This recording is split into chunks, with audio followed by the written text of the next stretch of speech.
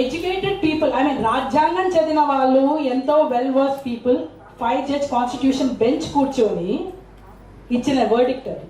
వాళ్ళు చదువులేని వాళ్ళ, ఆ జడ్జెస్ ఎవరికి చదువులేదా? వాళ్ళందరికీ చదువు ఉంది. But in spite of that women ఎందుకు శబరిమలలో రానియడం లేదు అంటే they felt that it is inequality. Women ఆ టైంలో ఇంప్యూర్ ఉంటుంది కాబట్టి అప్పుడు విమెన్ రానియడం లేదు శబరిమల టెంపుల్లో, దట్ ఈస్ ఇన్ఈక్వాలిటీ అని చెప్పి అదే ఒక గ్రౌండ్ లో విమెన్ ని ఎంట్రీని అలౌ చేశారు.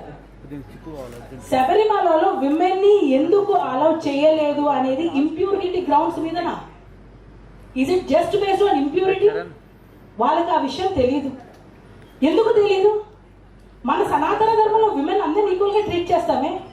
గుడుల్లో స్త్రీ శక్తికి ఐ మీన్ శక్తి అనేది విమెన్ ఫెమినైజేషన్ నే మనం ప్రే చేస్తామే, మెన్స్ట్రుయేషన్ ని ప్రే చేస్తామే, మెన్స్ట్రుయేషన్ ని రెస్పెక్ట్ ఇస్తాము. అలాంటిది శబరిమలలో విమెన్ మెన్స్ట్రుయేషన్ ఉంటుందని గుడిలోకి రానియలేదా? కానీ అంత జడ్జెస్, అంత మేధావులు, అంత తెలివైన వాళ్ళు, ఎంతో మంది లాయర్ ఉన్నప్పటికీ శబరిమలలో యాక్చువల్గా డిస్క్రిమినేషన్ జరుగుతుంది. హిందూ టెంపుల్స్ లో డిస్క్రిమినేషన్ జరుగుతుంది.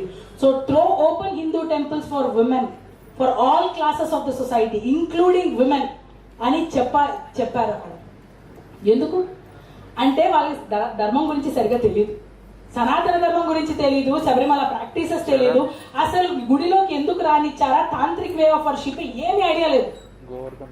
జస్ట్ వెస్టర్న్ చెప్పిన నెరేటివ్, లిబరల్స్ చెప్పిన నెరేటివ్ ని supreme court judges also brought it, or else we